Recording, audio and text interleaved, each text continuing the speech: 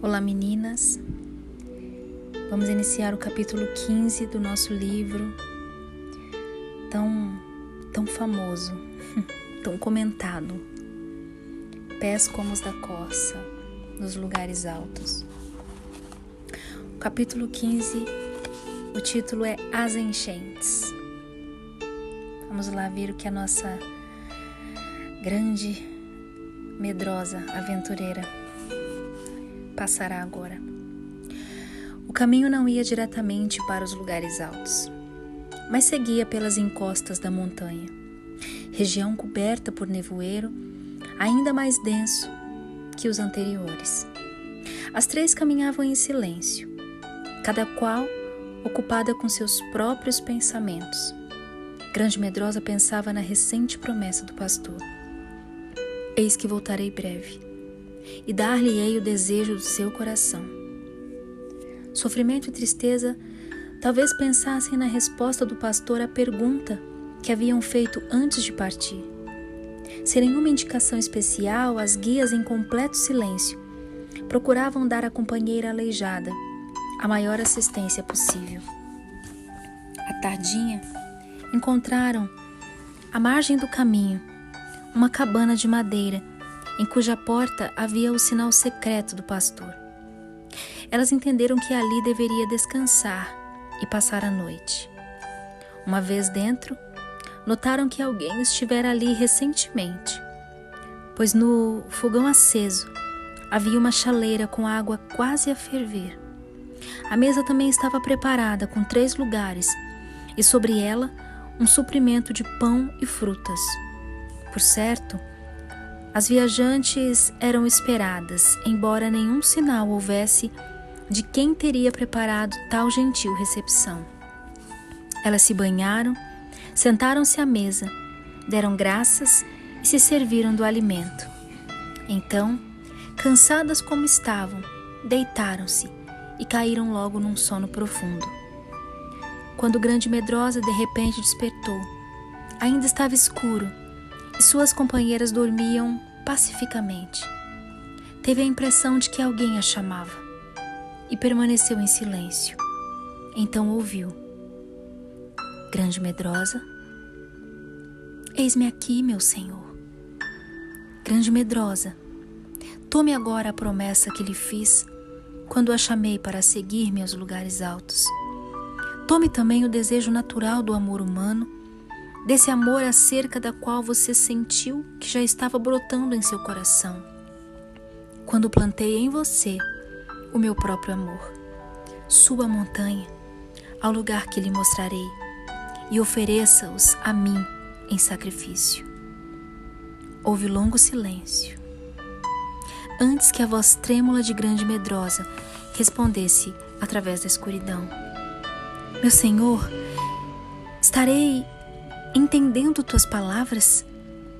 Sim, venha agora à entrada da cabana e lhe mostrarei por onde deverá ir. Sem acordar as companheiras, ela saiu da cabana.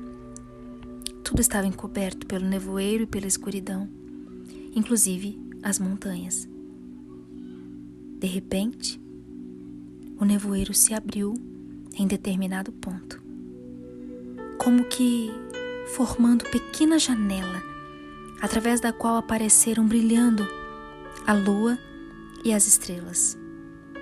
Pouco abaixo delas havia um pico nevado, brilhante, e ao pé dele, uma rocha sobre a qual grande volume de água caía e se esparramava em costas abaixo. Só a parte superior da rocha sobre a qual a água caía era visível. Tudo mais estava envolto na névoa. Aquele é o lugar indicado, disse a voz. Sim, senhor, eis-me aqui. Eu sou a tua serva e farei conforme a tua palavra.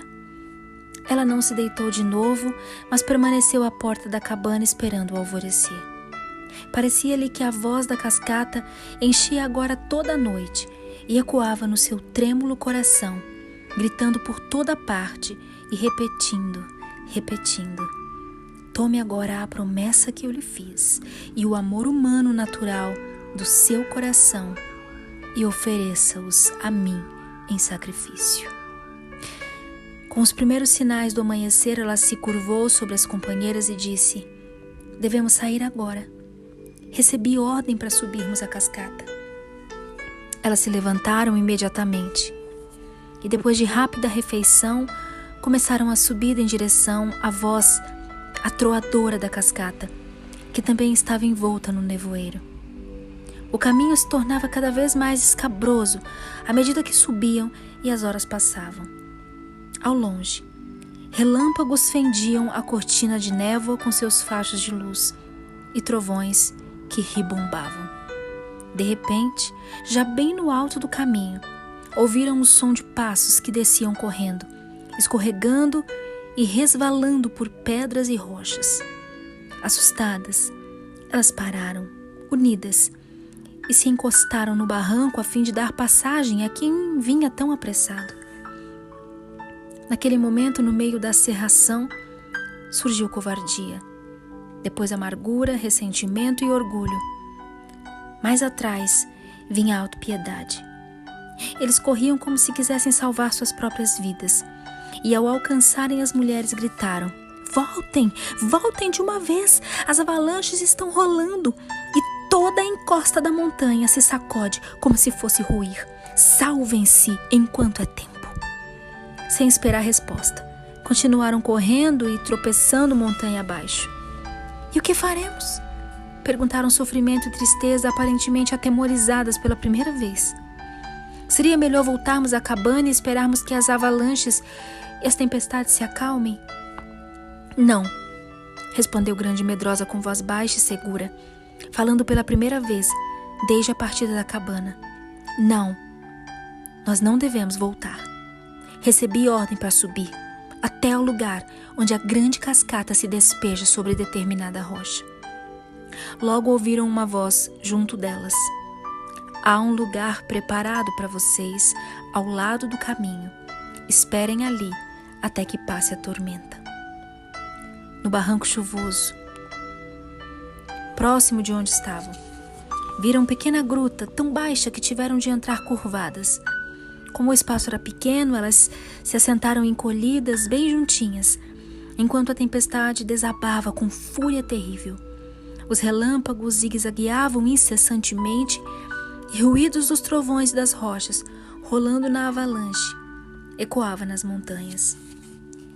Os ventos uivantes faziam que tudo na montanha se estremecesse à sua passagem. A chuva, caindo como tromba d'água, descia em massa pelos penhascos, formando entre as rochas verdadeiras correntes que vinham cair à entrada da gruta em forma de cortina, fechando-lhe inteiramente a entrada, sem que uma só gota atingisse as três caminhantes. Elas permaneceram ali durante longo tempo, pois a tempestade, longe de amenizar, parecia aumentar em força. Grande Medrosa, em silêncio, levou a mão ao peito e retirou a mochila que sempre trazia consigo.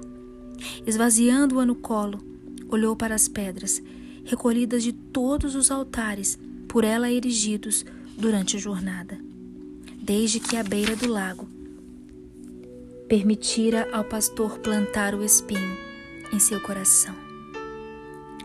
Eram elas memórias de toda a jornada, até o momento de se ver encolhida numa pequena gruta, sobre a qual a montanha inteira parecia pronta a desabar. Nada lhe restara, senão a ordem para oferecer ao pastor a promessa sobre a qual ela se firmara, e cuja força a havia impulsionado desde o início da sua peregrinação. Ela observou a coleção de pedras no seu colo e se perguntou desanimada: devo jogá-las fora? Não serão promessas sem valor que ele me fez durante a caminhada? Então, com dedos gelados, ela tomou a primeira pedra e repetiu as primeiras palavras por ela proferidas ao lado do lago: eu farei seus pés como os da corça e a farei andar altaneiramente. Abacuque 3,19. Ela segurou a pedra durante longo tempo e então disse devagar: eu ainda não recebi pés de corça, mas estou em lugares altos como nunca imaginei que fosse possível alcançar. Se eu morrer aqui, que importa? Não jogarei essa pedra fora. Ela colocou a pedra de volta na mochila, apanhou a seguinte e repetiu: o que eu faço não sabes agora? Compreendê-lo-ás depois. João 13:7. E com um suspiro disse: pelo menos a metade de tudo isso é verdade. E quem saberá se a outra metade virá ou não a sê-lo? Mas não a jogarei fora. Tomando a terceira pedra, ela citou: esta enfermidade não é para a morte, e sim para a glória de Deus. João 11:4. Não para a morte, repeliu ela. Embora ele diga: ofereça a promessa em sacrifício. Mas grande e medrosa depositou a pedra de volta na mochila e apanhou a quarta pedra. Acaso é esmiuçado o cereal? Não, o lavrador nem sempre o está debulhando. Nem sempre está fazendo passar por cima dele a roda do seu carro. Isaías 28:28. Eu não posso me desfazer desta, disse, recolocando-a na mochila e apanhando a quinta. Não poderei eu fazer de vós como fez este oleiro? Jeremias 18:6. Sim, disse ela, e colocou a pedra na mochila. Tomando a sexta pedra, ela repetiu: ó tu aflita, arrojada, com a tormenta e desconsolada, eis que eu assentarei as tuas pedras com argamassa colorida. Isaías 54:11. Ela não conseguiu continuar e começou a chorar amargamente. Como poderia eu desfazer-me dessa pedra? Ela se perguntou enquanto a colocava na mochila com as demais e apanhava a sétima. Minhas ovelhas ouvem a minha voz e elas me seguem. João 10:27.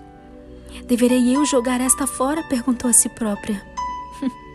Tenho eu realmente ouvido a sua voz ou me tenho decepcionado o tempo todo? Lembrando-se do rosto do pastor, quando ele lhe fez essa promessa, ela recolocou a pedra na mochila, dizendo: guardarei esta pedra, como poderei dispor dela? E apanhou a oitava. Agora verás o que eu hei de fazer. Êxodo 6:1. Lembrando-se do precipício que lhe parecera terrivelmente intransponível e de como ele a conduzira ao topo, ela colocou a pedra com as outras e apanhou a nona. Deus não é homem para que minta. Porventura, tendo ele prometido, não o fará? Ou tendo falado, não o cumprirá? Números 23:19. Por longo tempo permaneceu assentada, trêmula, com aquela pedra na mão. Mas afinal disse: eu lhe dei a única resposta possível quando lhe disse: se tu podes me decepcionar, então me faze-o. Então ela depositou a pedrinha gelada na mochila e apanhou a 10ª. Os teus ouvidos ouvirão atrás de ti uma palavra dizendo: este é o caminho, anda por ele. Isaías 31:21. Ela se estremeceu com essas palavras, mas depois de algum tempo acrescentou: tens pouca força. Entretanto, não negaste o meu nome. Conserva o que tens, para que ninguém tome a tua coroa. Apocalipse 3:8-11. Recolocou a 10ª pedra na mochila e, depois de longa pausa, apanhou uma pedra feia e pequena que estava no chão da gruta e a colocou com as outras 10, dizendo: ainda que ele me mate, nele esperarei. Jó 13:15. Fechando e amarrando a mochila, ela disse: mesmo que tudo no mundo me diga que elas não têm valor, não me desfarei delas. E colocou na mochila, no seu lugar, junto ao peito, perto do coração. Tristeza e sua irmã estavam sentadas em silêncio ao lado dela, observando-a atentamente, enquanto ela mexia com as pedras no colo. Ambas sorriam de modo estranho, um sorriso como de alívio e gratidão, enquanto diziam juntas: e caiu a chuva, transbordaram os rios, sopraram os ventos e deram com ímpeto contra aquela casa. Mas ela não caiu, porque foi edificada sobre a rocha. Mateus 7:25. Por esse tempo, o ribombar do trovão e o atroar das avalanches haviam morrido ao longe. A chuva havia cessado e a cascata não jorrava mais suas águas sobre as rochas. Restava somente uma névoa muito leve. Ao olhar para fora da gruta, a Grande Medrosa ouviu, vindo das profundezas da névoa, o claro e jubiloso trinado de um pássaro. Devia ser irmão daquele que antes havia cantado, ao pé dos lugares altos. Dele é a vitória, dele é a vitória. Ao chegarem aos ouvidos da Grande Medrosa as notas puras do trinado, o gelo no coração dela começou a se derreter. Ela apertou as mãos convulsivamente contra a mochila de pedras, como se ali estivessem tesouros preciosos que pensava haver perdido, e disse às companheiras: a tempestade passou, agora podemos seguir nosso caminho. Desse lugar em diante, o caminho tornou-se tão difícil e estreito que Grande Medrosa necessitava apoiar-se nas mãos e nos joelhos se quisesse prosseguir. Em todo o caminho, ela se alimentava da certeza de que quanto mais andasse, mais perto estaria nos lugares altos, e de que quanto mais forte se sentisse, menos tropeçaria. Isso, porém, era o que ela imaginava. Quanto mais alto subiam, mais consciente Grande Medrosa se tornava de que perdia as forças, e quanto mais fraca se sentia, mais ela tropeçava. Ela se admirava de que o mesmo não acontecesse às companheiras, pois quanto mais alto iam, mais fortes e vigorosas elas se mostravam. Era bom esse fortalecimento das guias, pois estas muitas vezes quase tiveram de carregar a jovem, tal ao seu estado de fraqueza e exaustão. Por isso o progresso era pequeno e lento. No segundo dia de jornada, elas chegaram a um planalto, formado por pequena depressão na encosta da montanha. Um riacho que nascia entre as pedras corria atrás do planalto e descia a montanha. Ao pararem para descansar, a voz disse à Grande Medrosa: beba da água do ribeiro e sinta-se fortalecida. Aproximando-se do riacho a borbulhar entre as rochas, ela encheu a boca de água. Porém, assim que a engoliu, sentiu-a tão amarga e ardente no seu estômago e a rejeitou. Era impossível retê-la. Ela se ajoelhou ao lado do riacho e disse muito calma e serena: meu senhor, não é que eu não queira, mas eu não posso beber deste cálice. Há uma árvore que cresce ao lado desse ribeiro de Mara, respondeu a voz. Quebre um pedaço do seu galho, mergulhe-o nas águas e elas se tornarão doces. Grande Medrosa olhou para a margem do riacho e viu o pequeno espinheiro com um só galho crescendo no tronco, e tomando a forma de uma cruz, estava coberto de espinhos longos e pontiagudos. Sofrimento foi lá, quebrou um pedaço do galho, trouxe-o e o deu à Grande Medrosa, que o mergulhou na água. Depois disso, ela se debruçou e tomou da água. Desta vez ela sentiu que o amargor e o ardor haviam desaparecido. Embora a água não fosse doce, poderia ingeri-la. Sedenta, ela a tomou, sentindo as propriedades restauradoras do precioso líquido, pois a sensação de frescor e fortalecimento era patente. Então ela apanhou à margem do riacho de Mara a sua 12ª pedra e a guardou na mochila. Depois de terem descansado um pouco, Grande Medrosa, reconfortada, achou que podiam recomeçar a jornada. Mas por algum tempo, ela se sentiu forte, apesar do caminho parecer mais escabroso do que antes.